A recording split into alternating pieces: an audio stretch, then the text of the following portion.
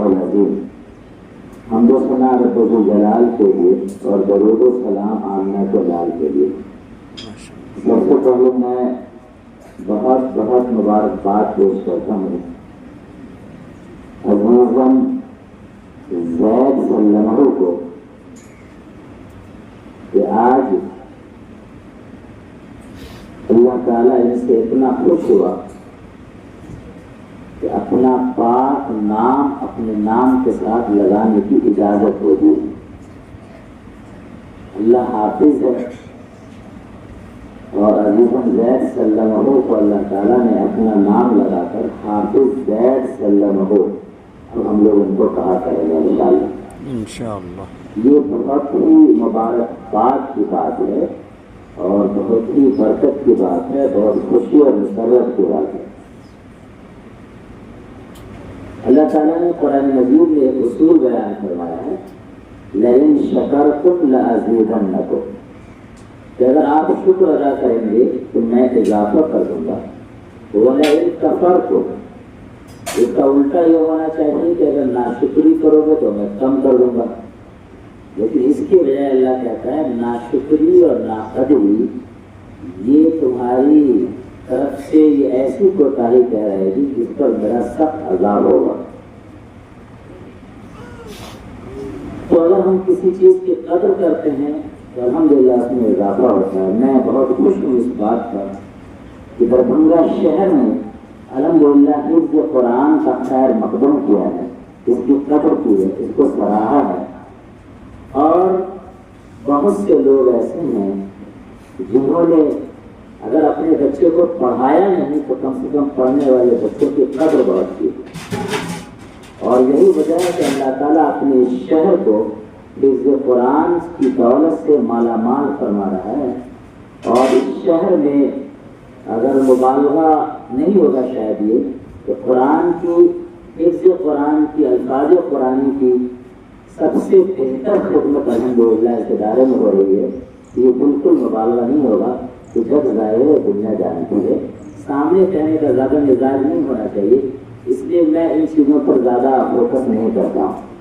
لیکن الحمدللہ ناقدری بھی نہیں ہونی چاہیے، حوصلہ افزائی ہونی چاہیے۔ اس ادارے میں جیسا کہ آپ کے سامنے ذکر کیا گیا بہت سارے حفاظ پیدا کیے ہیں، اور ایسے حفاظ پیدا کیے ہیں جو الحمدللہ قرآن سے رشتہ کو کافی رکھے ہوئے ہیں۔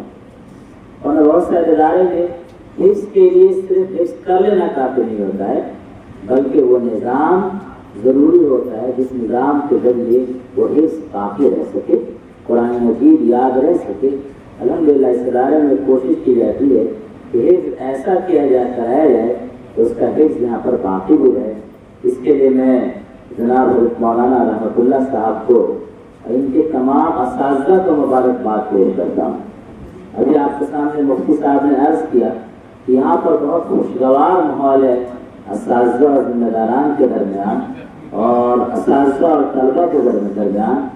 یہی خوشگوار ماحول انشاءاللہ ہمارے علم میں اضافے کا ذریعہ بنے گا، اور انشاءاللہ ہمیں دنیا بھی انشاءاللہ قدر کی نگاہوں سے دیکھے گی، اور اللہ تعالیٰ کے ہاں ہم مقبول کہلائیں گے۔ اس ادارے کا نام پہلے سے مرکز فلاح دارین تھا ہی، اور اللہ نے بہت سارے اداروں کو مقبولیت عطا فرمائی ہے، لیکن مقبول نام اس کے حصہ نہیں بن پایا ہے۔ الحمدللہ اس ادارے کا حصہ بن گیا۔ پہلے مرکز تھا، اب تمام مراکز میں سب سے زیادہ مقبول مرکز ہو گیا ہے۔ اللہ تعالیٰ اس ادارے کو اسم بامسمہ بنایا۔ حاجی ضیاء اللہ صاحب کے ذریعے جو علم کی روشنی پھیل رہی ہے، اللہ تعالیٰ اسے قبول فرمائے۔ میں بھی ان کا نمکخوار ہوں، میرے اوپر بھی ان کے احسانات ہیں، اور میرے ادارے پر جس پر تو انسان بہت کچھ سوچتا ہے اور نہیں کر پاتا ہے، ایسے وقت میں مجھے بہت کچھ سوچنا نہیں پڑا، اور بہت آسانی سے جو ہم نے ادارہ چلایا اس میں حاجی ضیاء اللہ صاحب کی قربانی ہے۔ اور کہیں نہ کہیں باپ کا بیٹے پہ اثر ہوتا ہے، اگر والد کی تربیت ایسی نہیں ہوتی تو شاید یہ نہیں کر پاتے۔ اس لیے ان ساری چیزوں کا سہرا ان کے والد گرامی کو جاتا ہے، لہٰذا ہم سب ان کے والد گرامی کے لیے بخشش کی دعا کرتے ہیں، درجات کی ترقی کی دعا کرتے ہیں۔ اور یہ دعا کرتے ہیں اتنے بچے جو ان کے ذریعے قرآن مجید کا حفظ کر رہے ہیں اللہ تعالیٰ ان کے گھر کے اندر قرآن کا ماحول بنا دیتے ہیں. آمین. قرآن مجید کے لیے میں نے 2 آیتیں پڑھی آپ کے سامنے. ایک آیت ہے لا تسمعوا لهذا القرآن. ہمارے وہ بچے جن کو حفظ میں بہت دیر لگتی ہے وہ اس کو سنیں. اللہ نے فرمایا کچھ کافروں نے پلان بنایا تو قرآن مجید اتنے اچھے انداز میں پڑھتے تھے. رسول اللہ صلی اللہ علیہ وسلم کی زبان مبارک سے ظاہر سی بات ہے قرآن بہت اچھے انداز میں پڑھا جائے گا. تو کچھ کافروں نے پلان بنایا کہ ایسا کرتے ہیں کہ ہم لوگ مشورہ کرتے ہیں کہ کوئی بھی شخص جا کر کے قرآن سنے گا نہیں. یہ پلان بن گیا، منصوبہ بن گیا، مشورے میں طے ہو گیا. کل کو محمد صلی اللہ علیہ وسلم کے پاس قرآن سننے والی کی تعداد پوری تھی. یہ مسلمانوں کی بات نہیں کر رہا ہوں، کافروں کی بات کر رہا ہوں. کافر لوگ بھی رسول اللہ صلی اللہ علیہ وسلم سے قرآن مجید سننے آتے تھے. قرآن مجید کی تاثیر ایسی ہے. آپ بچوں سے گزارش ہے کہ قرآن مجید بہت خوبصورت کتاب ہے. اس کو آپ خوبصورت انداز میں پڑھنے کی کوشش کیجیے. بہترین بریانی اگر پکی ہوئی ہو اور برتن ٹھیک نہیں ہو، زمین پر بٹھا دیا جائے، دسترخوان ٹھیک نہ ہو، شاید انسان کو کھانے میں مزہ نہیں آئے گا. جیسے کھانا اچھا ہے اس کو پیش کرنے کا طریقہ بھی بہترین ہونا چاہیے. قرآن مجید اپنی جگہ دنیا کی سب سے اچھی کتاب ہے اور دنیا کی سب سے اچھی کتاب ہے. اس کو پیش کرنے کا انداز بھی بہتر ہونا چاہیے. اداروں کی مقبولیت کی بہت ساری وجہ ہوتی ہے. اس میں سے ایک وجہ یہ بھی ہے کہ اس ادارے کے اندر قرآن مجید کو زیادہ اہمیت دی گئی. ورنہ میں بہت سارے اداروں میں اس کی تکمیل کے موقع پر بھی جاتا ہوں. شروع میں 1-2 بچہ تلاوت کرتا ہے، اس کے بعد صرف نعت کا دور چلتا ہے. کیا آپ کو یہاں پر نعت سکھانے کے لیے بھیجا گیا ہے؟ دوا کی دکان میں سامنے دوا رکھے رہتی ہے، کپڑے کی دکان میں کپڑا دکھایا جاتا ہے سامنے. باقی حفظ کے مدرسے میں تقریر کیوں دکھایا جاتا ہے؟ کیا آپ کے یہاں کسی نے بچے کو اس لیے ڈالا ہے کہ آپ کا بچہ، ان کا بچہ بہترین تقریر کر سکے اور بہترین انگلش جھاڑ سکے اور بہترین نعتیں پڑھ سکے؟ یہ ساری چیزیں ہیں اداروں کے دکھانے کے لیے، لیکن اصل بنیادی چیز جو آپ کے یہاں ہے وہ ہے قرآن مجید. اور بہت سارے ادارے ایسے ہیں جس میں قرآن مجید کی تلاوت شاید اس لیے نہیں ہو پاتی ہے کہ اچھی تلاوت نہیں آتی ہوگی، یا اس لیے نہیں ہو پاتی ہے کہ سامنے والے پتہ نہیں اس کو قدر سے سنیں گے کہ نہیں. سامنے والے اس کو قدر سے سنیں یا نہیں سنیں، ہمارا جو کام ہے وہ ہم کو کرتے رہنا چاہیے. تو میں بہت مبارکباد پیش کرتا ہوں. ابھی میں نے غالباً یہاں پہ 2 تلاوت سنی ہے اور 1 نعت سنی ہے، اور بچے کا جو حفظ مکمل ہوا اس کو ملا لیجیے تو 3 تلاوت ہوئی. اس کا مطلب یہ ہے کہ قرآن مجید کو اہمیت دی جا رہی ہے. اسی وجہ سے آپ کے یہاں کوئی مہمان آئے اور اگر آپ نے اس کو اہمیت نہیں دی وہ مہمان سمجھ جائے گا، دوبارہ نہیں آئے گا آپ کے یہاں. جتنا آپ کا مہمان نازک ہے اس سے زیادہ نازک اللہ تعالیٰ کا علم ہوتا ہے. اگر علم کو محسوس ہو جائے کہ علم کی ناقدری ہو رہی ہے تو وہ علم آپ کے پاس نہیں آئے گا. قرآن کی ناقدری ہو رہی ہے تو قرآن آپ کے پاس نہیں آئے گا. اس لیے یہاں پر الحمدللہ قرآن مجید کی قدر ہوتی ہے. اس وجہ سے اللہ تبارک تعالیٰ نے قرآن کی دولت سے مالا مال کیا ہے. اس لیے میں ادارے کے ذمہ داروں کو بھی مبارکباد پیش کرتا ہوں. اساتذہ کو بھی. اساتذہ سے ایک بات میں کہوں گا بہت ادب احترام کے ساتھ، میں بھی آپ کی سب کا ایک آدمی پڑھنے پڑھانے سے تعلق رکھتا ہوں. اللہ تعالیٰ کے انصاف پر اعتراض مت کیجیے. اللہ تعالیٰ کے انصاف پر مولانا رحمۃ اللہ صاحب نے فیصلہ کیا کچھ بچے ادھر بیٹھیں گے کچھ بچے ادھر بیٹھیں گے. اب کوئی بچہ اس پر اعتراض کرے کہ یہاں کیوں بیٹھا ہے ہم ادھر بیٹھیں گے، تو یہ مولانا کی تقسیم پر اعتراض کرنا ہوا. اللہ تعالیٰ نے یہ تقسیم کیا ہے کہ کس کو اللہ کتنا ذہن دے گا، کون کتنا ذہین ہوگا، کون کتنا کم ذہن ہوگا. یہ تقسیم یہ فیصلہ اللہ کا ہے. اس پر اگر آپ اس بچے کو مارتے ہیں، پیٹتے ہیں، بے توجہی کرتے ہیں، حقیر سمجھتے ہیں، کمتر سمجھتے ہیں، جو بچے کم ذہن ہے تو یاد رکھیے دنیا کی تاریخ میں ایسے لوگوں نے بڑا انقلاب پیدا کیا ہے جو کم ذہن کہلاتے تھے. حضرت امام محمد رحمۃ اللہ علیہ کو یاد نہیں ہوتا تھا جلدی. بعض اساتذہ نے تو یہاں تک مشورہ دے دیا تو تم پڑھائی چھوڑ دو، کوئی اور کام کر لو۔ ایک استاد نے تو یہاں تک کہہ دیا کہ تم آگے مت بیٹھا کرو، پیچھے بیٹھا کرو۔ لیکن وہی امام محمد رحمۃ اللہ علیہ محنت کرتے رہے بڑے امام بنے۔ ان کے مقابلے میں حضرت امام زہر جو امام ابو حنیفہ رحمۃ اللہ علیہ کے شاگرد ہیں، بہت ذہین و فقیہ تھے وہ، لیکن جتنا بڑا کام امام محمد رحمۃ اللہ علیہ سے ہوا اتنا بڑا کام امام زہر سے نہیں ہوا۔ میں بڑے درد کے ساتھ یہ بات کہنا چاہتا ہوں، جن بچے کو ذہن کم ہے آپ ان کو مزید کند ذہن بنانے کا کام مت کرو، اور پڑھے لکھے جو بچہ ذہن والا کوئی بھی اس کو پڑھا دے گا۔ کم ذہن بچے پر اگر آپ نے محنت کر دی اور اللہ کے تقسیم پر آپ راضی رہے کہ اللہ نے اس کو جیسا بنایا ہے اسی کے ساتھ کام چلانا ہے، اور اللہ نے جو اس کے ساتھ فیصلہ کیا ہے ہم بھی اسی طرح اس کے ساتھ برتاؤ کریں گے تو انشاءاللہ اللہ بھی آپ سے خوش ہوگا، وہ بچہ بھی بدل نہیں ہوگا۔ اور ایک بچے کی زندگی میں کم سے کم 100-200 اساتذہ آتے ہیں، سب کو گھر گنا ہے، کسی سے 5 دن پڑھا، کسی سے 10 دن، کسی سے 1 مہینہ، مکتب میں ایک استاد سے پڑھا، 5-4 استاد پڑھانے والے ہیں، ان سب کو جوڑ دیتے 100-200 استاد آتے ہیں۔ لیکن آپ لوگ اور ہم لوگوں کی زندگی میں بھی 100-200 استاد آئے ہوں گے، اگر گنیے گا تو استاد کا نام بھی یاد نہیں ہوگا، اگر گنیے گا اس میں چند نام آپ کے ذہن پر بیٹھے ہوئے ہوں گے۔ ہماری اور آپ کی کوشش ہونی چاہیے ہر بچے کے ساتھ ہمارا برتاؤ ایسا ہو کہ وہ بچہ اپنے ذہن سے اس نام کو کھرچ نہ سکے، اور ہم جو پڑھا رہے ہیں جو کچھ ہم کو ملے گا ہمارے گھر کے لیے وہ تو ہے ہی، لیکن آخرت کے لیے ایسی چیز ملے کہ جب بھی بچہ قرآن مجید پڑھے یا مولانا رحمۃ اللہ صاحب کی طرح یا آپ لوگوں کی طرح کہیں پر پڑھانے کے لیے بیٹھے اور دعا کرنے کی باری آئے تو وہ استاد ضرور یاد آ جائے کہ فلاں استاد کی وجہ سے میں حافظ قرآن بنا، لہٰذا اللہ تعالیٰ ان کو جزائے خیر عطا فرمائے۔ میرے ایک استاد اتنا دل سے چاہتے تھے، اتنا پیار کرتے تھے، اتنی محبت کرتے تھے۔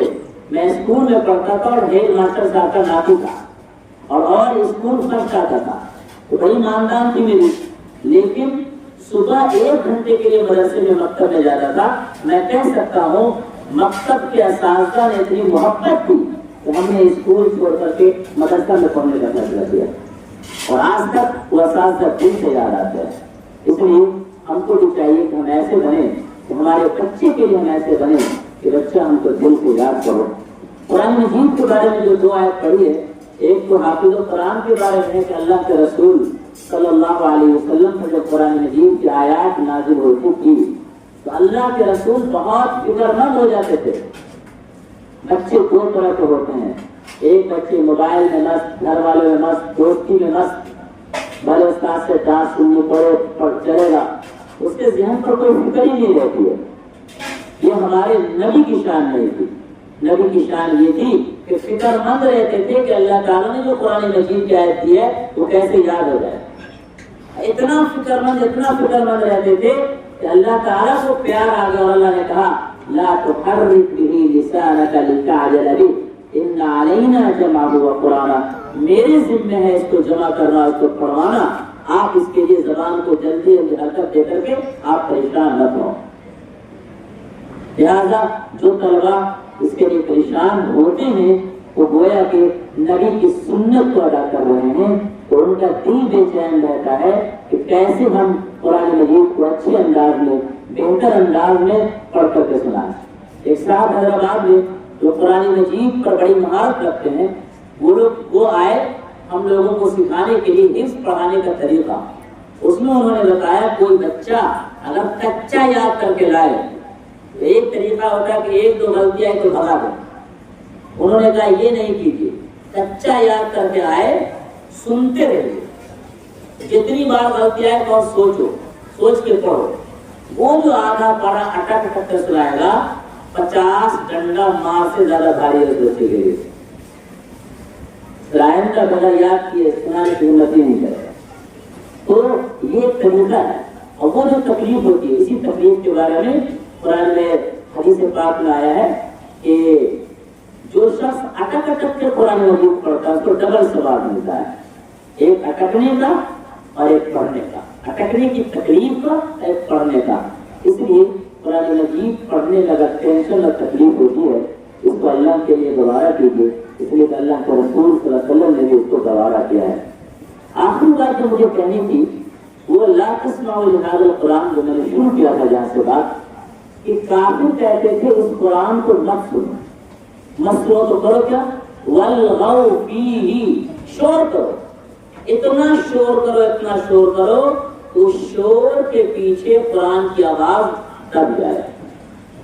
آج عزیز طلبہ، آپ کی آواز کو، قرآن کی آواز کو، دین کی آواز کو، شریعت کی آواز کو ایک شور و شرف کے پیچھے دبانے کی کوشش کی جا رہی ہے۔ آپ سے ہم کہتے ہیں کہ دیوالی کے پٹاخے کی طرح مت بنیے، لیکن ایک چراغ کی طرح بنیے۔ دیوالی کا پٹاخہ تیز روشنی ضرور دیتا ہے، لیکن 15-20 سیکنڈ کے لیے دیتا ہے بس، لیکن ایک چراغ اپنی روشنی کو باقی رکھتا ہے۔ جب سارے پٹاخے بج جاتے ہیں تو وہ چراغ کی ضرورت ثابت ہوتی ہے، اور چراغ مسلسل روشنی دیتا ہے، اور چراغ سے چراغ جلتے ہیں۔ لہذا آپ دنیا والوں سے متاثر اور مرعوب نہ ہو، دنیا والے کے شور سے، شغف سے، دنیا والے کے شوق سے، اس کی چمک دمک سے۔ قرآن مجید آپ پڑھتے ہیں، قرآن مجید میں ہے لا تمدن عینیک الی ما متعنا بہ، جس کو ہم نے مال و متاع دیا ہوا ہے اس کی طرف آپ کی نگاہیں نہ جائیں گی۔ اس کے پاس بہت دولت ہے، آپ کے پاس جو عظیم دولت ہے وہ بڑے بڑے دولت مندوں کے پاس وہ دولت نہیں ہے۔ اس لیے جو قرآن میں جو آپ کے سینے میں قرآن مجید ہے، اس کی آپ قدر کیجیے۔ اگر آپ خود اس کی قدر نہیں کیجیے گا، دوسرے کیوں اس کی قدر کریں؟ آپ کے سینے میں قرآن مجید ہے اور آپ خود اس کی قدر نہیں کریں تو دوسرے کیوں کریں گے اس کی قدر؟ ایک استاد تھے جو کسی بڑے بادشاہ کے بیٹے کو پڑھاتے تھے، اما پر، اور رقم جو انعام نے دیا وہ اس وقت کا تقریباً 3 لاکھ روپیہ تھا۔ اتنا زیادہ سونے کی اشیاء وغیرہ انعام میں دیا۔ اب وہ بیچارے حافظ صاحب کبھی اتنا پیسہ دیکھے ہوئے نہیں تھے، اتنا پیسہ جب دیکھے تو عجیب سا ان کا دماغ ہو گیا، اور حافظ صاحب نے کہا اس کی کیا ضرورت تھی، میں نے تو چھوٹی سی کتاب پڑھائی ہے، اس کے لیے آپ اتنا کر رہے ہیں، آپ کا بہت بہت شکریہ۔ بادشاہ نے کہا نہیں، بہت بڑی دولت آپ نے بیٹے کو دی ہے، میرے بیٹے کو نہیں، بہت چھوٹی سی کتاب میں نے پڑھائی ہے، اس کے لیے جو آپ نے کیا آپ کا بہت مہربانی، بہت شکریہ۔ بہرحال بادشاہ خاموش ہو گیا۔ اگر انعام و اکرام دے کر کے واپس کیا تو بادشاہ نے کہا حضرت کل سے پڑھانے نہیں آئیے گا۔ یہ تو عجیب بات ہے، اتنا اعزاز اکرام، اگر کل سے پڑھانے نہیں آئیے گا تو پوچھا آخر اس کی وجہ کیا ہے؟ تو بادشاہ نے کہا اب تک میں سمجھ رہا تھا کہ جس کتاب کو آپ پڑھا رہے ہیں وہ کتاب کو دنیا کی سب سے اچھی کتاب سمجھ رہے ہیں، سب سے قیمتی دولت سمجھ رہے ہیں، لیکن آج 3 لاکھ کے سامنے یہ محسوس ہو گیا کہ آپ اس کو کم تر سمجھ رہے ہیں، اس کو زیادہ سمجھ رہے ہیں۔ لہٰذا ایسا آدمی ہمارے بچے کو نہیں پڑھا سکتا ہے جس کے سینے میں خود اس کو قدر نہیں ہے۔ اور یہ طلبہ آپ کے سینے میں قرآن مجید ہے اور آپ کا بھائی میٹرک کر رہا ہے، یہ نہ سمجھیں کہ میٹرک والا آپ سے پڑھ گیا۔ پوری دنیا کی سب سے اچھی کتاب اگر قرآن مجید ہے تو اس کو پڑھنے والا دنیا کا سب سے اچھا انسان ہوگا۔ اور یہ جو آیت ہے، یہ آیت اس پس منظر میں نازل ہوئی ہے۔ ایک شخص تھا، جب محمد صلی اللہ علیہ وسلم کے پاس سارے لوگ قرآن مجید کو سننے کے لیے آتے تھے تو لوگوں کو بے چینی ہو گئی کہ اب کیا کریں، تو میٹنگ کیا، طے کیا کہ کوئی نہیں سننے جائے گا۔ تو اگلے دن سارے کے سارے لوگ پہنچ گئے سننے کے لیے۔ ان لوگوں کو فکر ہوئی کہ یہ ترکیب کام نہیں ہوئی، اب کوئی دوسری ترکیب کرنی چاہیے۔ تو دوسری ترکیب کی نضر ابن حارث نام کا ایک شخص تھا، وہ گیا اور یہودیوں سے اس نے مشورہ کیا۔ آپ کا ملک بھی ایسا ہے کہ آپ کے ملک کے لوگوں کو کوئی خاص آئیڈیا نہیں آتا، یہ سارا اسرائیل سے لے کر کے آتے ہیں یہ لوگ، ان کا دماغ اتنا زیادہ نہیں چلتا جتنا دیکھ رہے ہیں آپ، یہ سب مقلد محض ہیں، ذرا سا اپنا دماغ ٹھیک سے چلانے لگے گا سب پیچھے ہو جائے گا۔